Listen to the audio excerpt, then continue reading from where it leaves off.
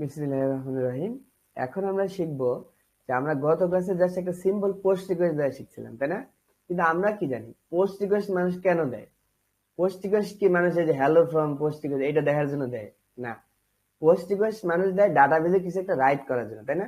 কোনো কিছু লেখার জন্য। এখন তোমাকে একটা জিনিস জানতে হবে, যদি তুমি রিকোয়েস্ট সম্বন্ধে একটু ধারণা নিতে চাও, তোমাকে জানতে হবে যে রিকোয়েস্ট যখন আমরা ব্রাউজার থেকে সার্ভারের দিকে রিকোয়েস্ট দেই, তখন একটা রিকোয়েস্টের মধ্যে কি কি থাকে এটা তোমাকে জানতে হবে। যেমন তুমি এই যে এখানে আমাকে দেখতে পাচ্ছ, ঠিক আছে? যখন একটা রিকোয়েস্ট আমরা সার্ভারে দেই, ধরো এই এই রিকোয়েস্ট আমি করলাম পোস্ট মেথড দিয়ে সেন্ড করলাম, তখন মূলত সার্ভারে কয়েকটা জিনিস যাবে। এক হচ্ছে এই রিকোয়েস্টের একটা মাথা যাবে আর এই রিকোয়েস্টের একটা বডি যাবে, ঠিক আছে? যার মধ্যে আমরা বলে দিব সার্ভারকে যে সার্ভারকে কি করতে হবে, বুঝতে পারছো? তার মানে প্রত্যেকটা রিকোয়েস্টের সাথে একটা মাথা এবং একটা বডি যুক্ত থাকে। এইটা যখন আমরা গেট করি তখন আমাদের লাগে না। কেন আমাদের লাগে না? আমরা তো গেট করি নেওয়ার জন্য। ওই জন্য আমরা গেট রিকোয়েস্ট যখন ইউআরএল হিট করি আমরা কোনো একটা কিছু পাই, কিন্তু আমরা যখন কোনো একটা কিছু দিতে যাব, পোস্ট মানে কি কিছু একটা দেওয়া, তাই না? তখন আমাকে সার্ভারকে কিছু একটা বলে দিতে হবে যে তুমি এই কাজটা করো।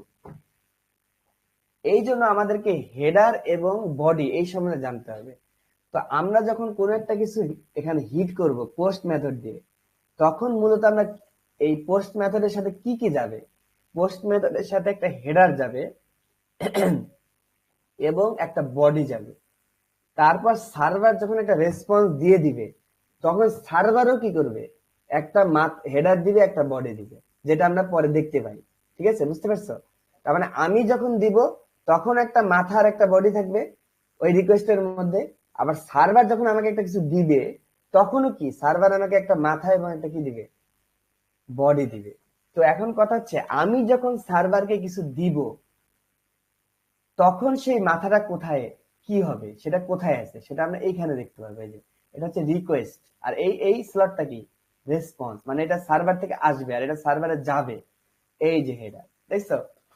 তার মানে আমি যখন সার্ভারকে কিছু একটা দিয়ে দিলাম, এই যে এখানে হিট করলাম, তখন আমি হেডারের মধ্যে কি ভ্যালু আকারে কি করতে পারি? ডাটাকে সার্ভারে দিয়ে দিতে পারি। যেমন ইউজার এজেন্ট পাঠিয়ে দিলাম থান্ডার ক্লায়েন্ট, তার মানে সার্ভার এখন এটা পড়ে বুঝতে পারবে এই থান্ডার ক্লায়েন্ট থেকে রিকোয়েস্ট আসছে। যদি ক্রোম থেকে হয় তাহলে কি আসবে? ক্রোম লেখা থাকবে। বুঝতে পারছো? এই এই ডাটাটা আমি কি করলাম? দিয়ে দিলাম সার্ভারকে হেডারের মধ্যে। তার মানে একটা হেডার দিলাম। আরেকটা কি দিতে পারি? বডি দিতে পারি।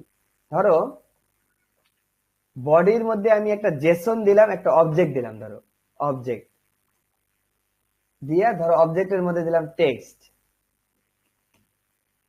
টেক্সট দিয়ে দিলাম সামথিং, কোন একটা টেক্সট, মানে আমি এটাকে সার্ভারকে দিচ্ছি। বুঝতে পারছো? ধরো দিলাম hello Rifat, how are you, এই যে দিলাম। এই তার মানে আমি এখন যখন এই রিকোয়েস্টটা সেন্ড করব, তখন আমার এই মাথাটা যাবে সার্ভারে। এই মাথাটা যাবে, তার সার্ভার এটা দেখতে পাবে। আবার কি এই বডিটাও যাবে, যে আমরা যে একটা অবজেক্ট বা জেসন তৈরি করছি। জেসন মানে অবজেক্টই, শুধু এই যে কোটেশন দিয়ে লিখতে হয় আর কি। তাহলে আমরা এই বডিটা আমি সেন্ড করে দিলাম। তাহলে আমি যখন এই রিকোয়েস্টটা সেন্ড করব, তখন কিন্তু এই রিকোয়েস্টের সাথে আমি কিন্তু এই বডিটাও সার্ভারে পাবো। তাহলে আমরা জানি সার্ভার কোনটা? সার্ভার হচ্ছে এই যে আমার কোডটা সার্ভার, এটাই তো আমার সার্ভার, তাই না? তাহলে আমি এটা কিভাবে ধরতে পারবো? আমি যেহেতু এটা রিকোয়েস্ট দিচ্ছে, তাই না? ক্লায়েন্ট কি করছে? এটাকে রিকোয়েস্ট দিচ্ছে থান্ডার ক্লায়েন্টের মাধ্যমে। তাহলে আমি ওইটা, এর ভিতরে একটা রিকোয়েস্ট নামে একটা প্যারামিটার আসবে। এটা আমি লিখতেছি, দেখো রিকোয়েস্ট। এইটা হবে টাইপ স্ক্রিপ্টের রিকোয়েস্ট টাইপের মতো। এই এটা টাইপ, এটা অলরেডি নেক্সট জেসে আছে আগের থেকে, ঠিক আছে? এই জন্য আমি ওটা টাইপ রিকোয়েস্ট দিয়ে দিলাম। এই রিকোয়েস্টের মধ্যে আমি এই ডাটাটা পাবো, ক্লায়েন্ট যেটা আমাকে দিল। এই দেখো, তাহলে এটা একটা ভ্যারিয়েবল সেভ করে রাখো, কনস্ট্যান্ট ডাটা ইকুয়াল টু, যেহেতু এটা কি আমরা জানি যে কোনো রেসপন্স বা যে কোনো কিছু সবকিছু হলো অ্যাসিঙ্ক্রোনাস, এই জন্য আমরা অ্যাসিং ফাংশন দিয়ে লিখছি।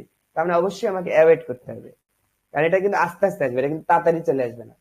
অ্যাওয়েট করে ওই যে রিকোয়েস্টে আমি কার মধ্যে পাঠাইছি দেখো, জেসনের মধ্যে পাঠাইছিলাম না, জেসনের মধ্যে বডির মধ্যে জেসন আকারে পাঠাইছি। এজন্য এটা আমরা রিকোয়েস্টের মধ্যে পাবো। এজন্য এইটা রিকোয়েস্টের মধ্যে ধরলাম, ধরে রিকোয়েস্ট ডট জেসন এই মেথডটাকে কল করে দিব। বুঝতে পারছো? এই তাহলে এই ডাটার মধ্যে আমি কি পাবো বলো তো?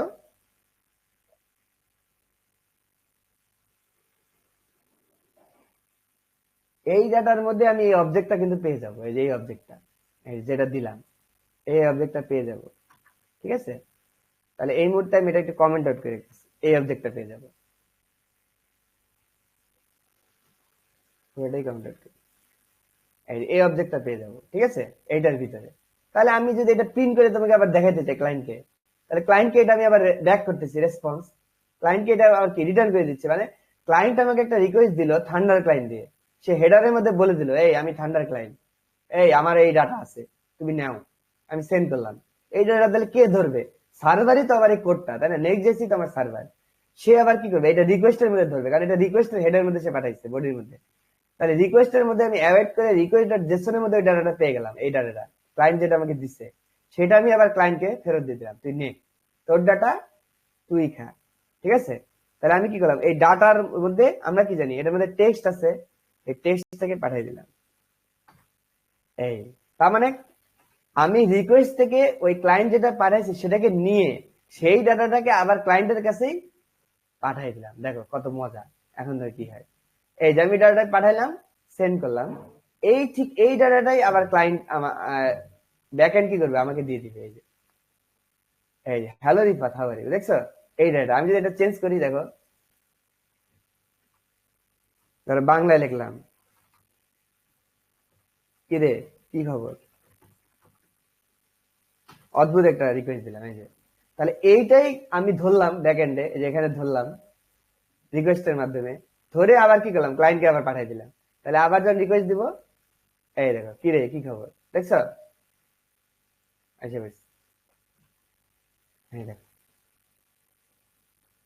আশা করি বুঝতে পারছো তাহলে কিভাবে আমরা এটা ধরতে পারবো। আজকে